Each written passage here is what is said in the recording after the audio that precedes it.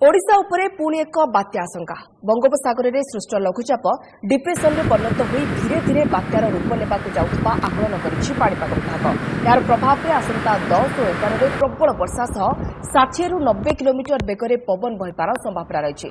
दुर्गा पूजार ठीक पूर्व संभाव्य बात्या लोकों मन में छनका सृष्टि करछि।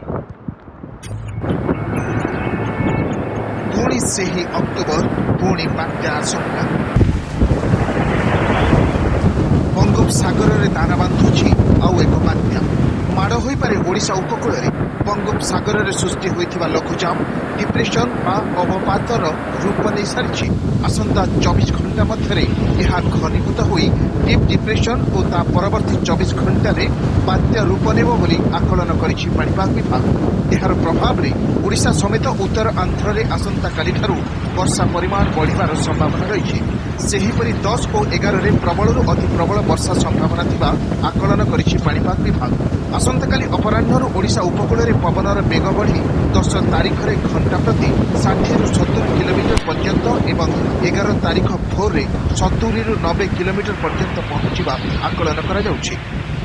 प्राय पाखापाखि 10 तारिख सकाळ बेलू गोटे साइक्लोनिक स्टर्म परिणत होवार आशंका करा जाउछि एवं यह 11 तारिख सकाळे दक्षिण ओडिशा उपकूल और नॉर्थ आंध्र प्रदेश उपकूल पाखरे पहुंचवार संभावना रही। 11 तारिख सकाळ बेलू पवन बेग ओडिशा उपकूल निकट में 80 ରୁ 90 किलोमीटर प्रति घंटा और गतिवेग 100 किलोमीटर प्रति घंटा हो पारे।